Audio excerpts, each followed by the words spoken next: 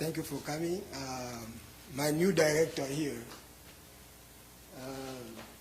Oct.17, gonna be reading the first message to open the event today. Thank you. Thank you, Luzao. Hello, everyone. My name is Oct.17 Prophet, and welcome.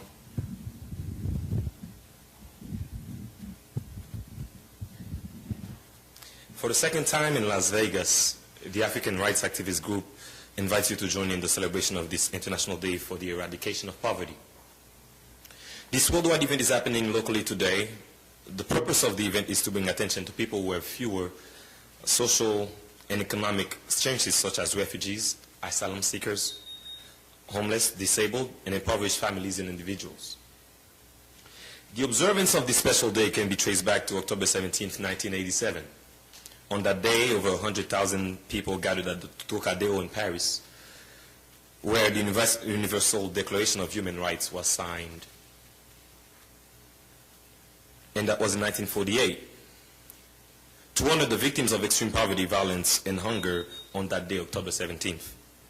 They proclaimed that poverty is a violation of human rights and affirmed the need to come together to ensure that these rights are respected. These convictions are inscribed in a commemorative stone unveiled on that day. Since then, people of all backgrounds, belief, and social origins have gathered every year on October 17th to renew their commitment and show their solidarity with the poor. Replicas of the commemorative stone have been unveiled around the world and serve as a gathering place to celebrate the day. One such replica is located in the Garden of United Nations headquarters and is the site of the annual commemoration organized by the United Nations Secretariat in New York. October 17th presents an opportunity to acknowledge the effort and struggle of people living in poverty, a chance for them to make their concerns heard, and a moment to recognize that poor people are the first ones to fight against poverty. Participation of the poor themselves has been at the center of the day's celebration since its very beginning. The commemoration of October 17th also reflects the willingness of people living in poverty to use their expertise to contribute to its eradication. This year's topic is Tackling Poverty Requires Improving Access to Justice for the Poor. Without access to justice, people living in poverty are unable to claim and realize a whole range of human rights or challenge crimes, abuses, or violations committed against them. People living in poverty are often prevented from seeking justice due to the cost and time of traveling to a distant courthouse, fees charged for filing claims, or lack of free quality legal assistance.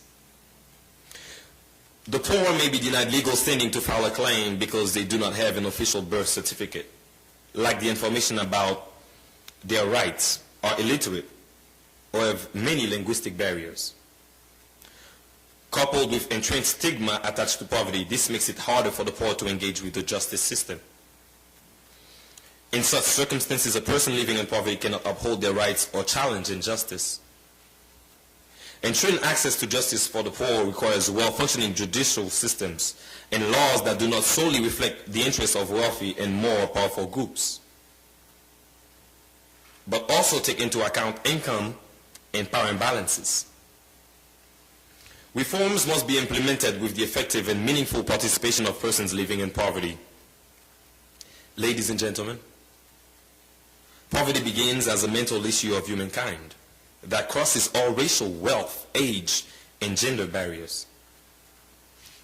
Do your daily actions promote poverty or help to eradicate it? I begin by bringing these issues to those in leadership. In your own life, how do you use your power to make the necessary changes for people around you and others around the world? A small number of people in power can. That small number of people in power can make bad decisions which affect people all over the world. This is the kind of leadership that can contribute to increasing poverty worldwide rather than eliminating poverty. These problems which we should be dealing with: increased poverty, racial profiling, xenophobia, uncontrolled weapons dealing, rape, pedophilia, corruption, egocentricity, jealousy, human trafficking, and many others. The African rights activist group, as a social justice movement advocating for the integration of refugees and immigrants, is calling upon politicians and community leaders to know that the refugees are future U.S. citizens. As a very important population group, we will be playing a game of you give, I give.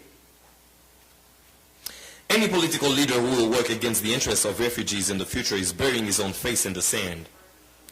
In a country such as the United States, you must take into account that 3 million resettled refugees and the 7,000 more arriving every year from all parts of the world. This increasing segment of the population will be able to use their voice for or against you. You, the people of power. You, the politicians making the laws. Thank you all for coming. Please continue to support our work, benefiting the integration of the refugee families into our community. Thank you.